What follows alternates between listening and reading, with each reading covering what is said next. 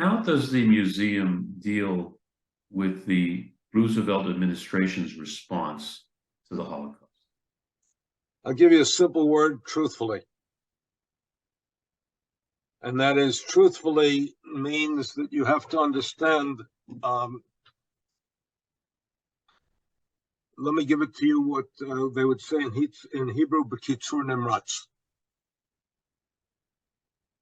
The most important thing that Franklin Delano Roosevelt did was to prepare the American people to enter World War II, and to have prepared the infrastructure for the remilitarization of the United States and its capacity to defeat Adolf Hitler on the battlefield. He fought World War II, and for this we always have to be grateful. And he fought World War II in such a way that we won World War II. The dilemma of the Roosevelt administration was that the Germans fought two wars.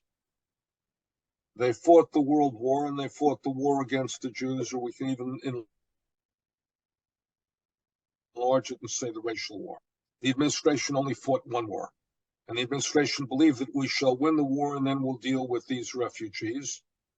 And my colleague at Georgetown, the late, great Nobel Jan Karski, said when he met with Roosevelt, by then it would be too late. And consequently, the United States did not receive enough people because we had anti-Semites who were running the bureaucracy in the 1930s under the quota system.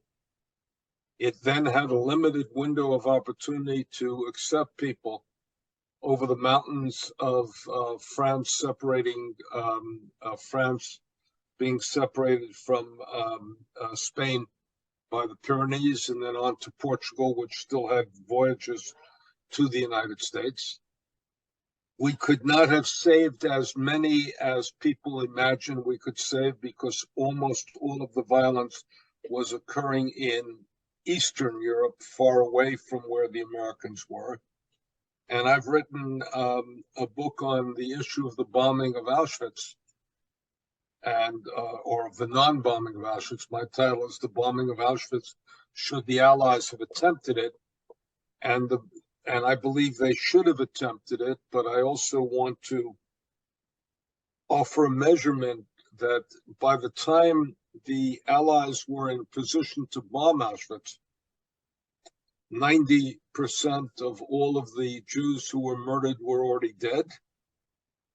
And the question of bombing Auschwitz is not to solve the bulk of the killing process, but to make a statement that we understand what's happening and we abhor what's happening, and the like. But it wouldn't have been what we would call the magic bullet that people imagine it to be.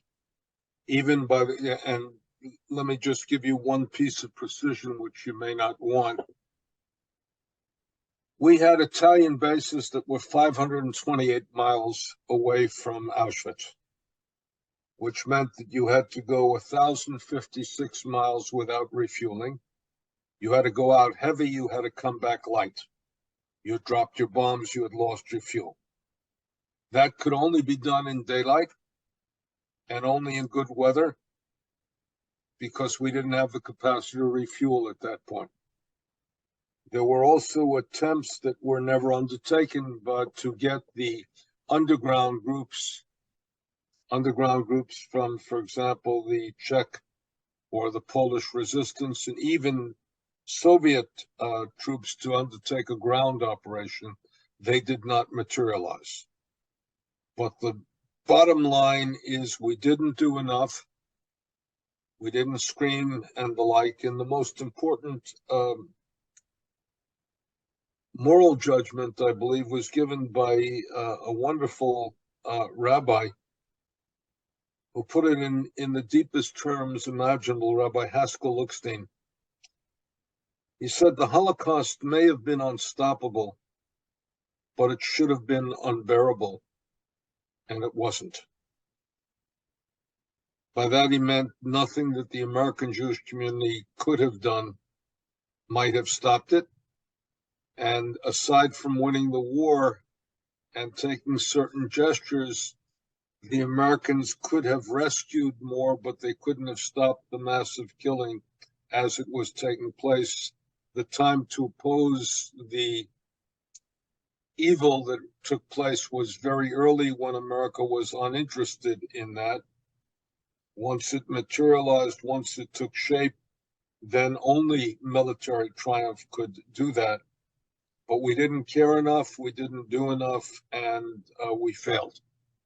And that failure is a total collective failure. And you have to tell the story of that and tell it truthfully.